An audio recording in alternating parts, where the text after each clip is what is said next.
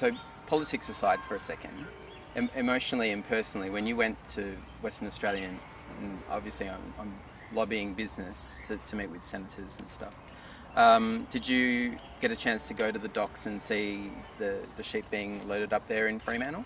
Yeah, we did actually. We spent around 3 to 4 hours down at the docks, and having worked on the campaign for several years now, seeing the video footage and photos, but not having been there at the port while the animals were loaded, it was a really disturbing experience.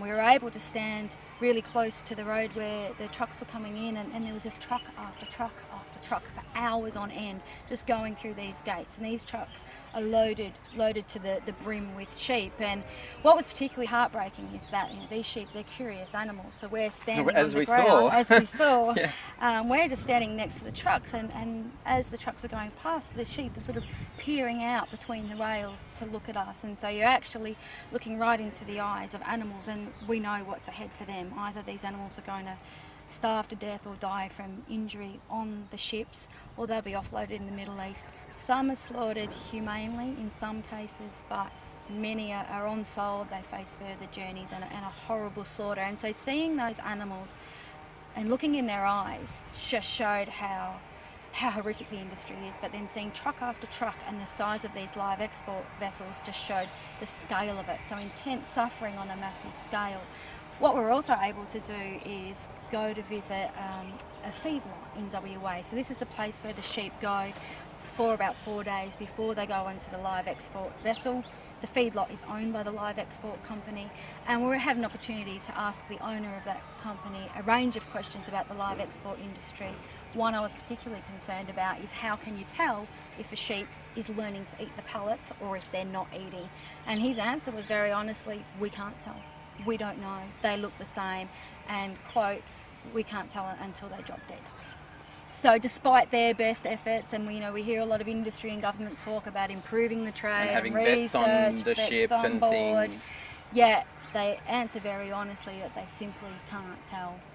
And so we're not about improving the trade, we're about ending it. Yeah, and it's not really enforced very well either. From the video that you're about to see next on Activist TV, it'll show you tracking the sheep from the farm to the boat, to the ship, all the way to the Middle East, which is a grueling journey, and every step is horrendous. But there's some regulations that the government have, but they're not really regulated or enforced. Like they have to be given water every so often, and there's supposed to be 3 sheep per square meters. But how can you tell? Like I'm sure, if you have a look at this footage, there's more than 3 sheep per square meter. And well, this is exactly right. From every step, from when the sheep leave the farm gate, they're travelling on back roads, and we do have the Australian standards for the export of livestock, and they're supposed to protect the animals during their journey.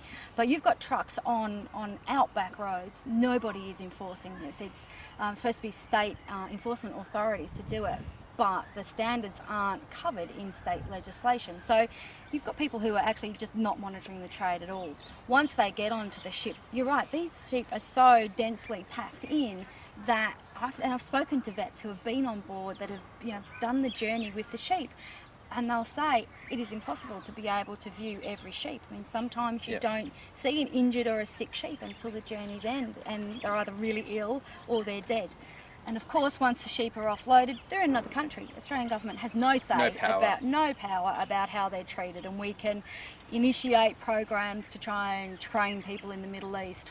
Yeah. But it is simply not enough, and year after year we have evidence that shows it's just not working. Finally, how does this issue affect your pride in being Australian? Do you think this is a world reputation issue for Australia? It's shameful. It really is shameful. We are the biggest exporter of animals for slaughter, Australia, and I'm embarrassed to be a country that has that dubious reputation.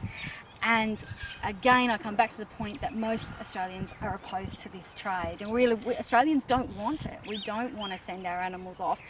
Animals in Australia are generally well looked after for the most part, and people care about them.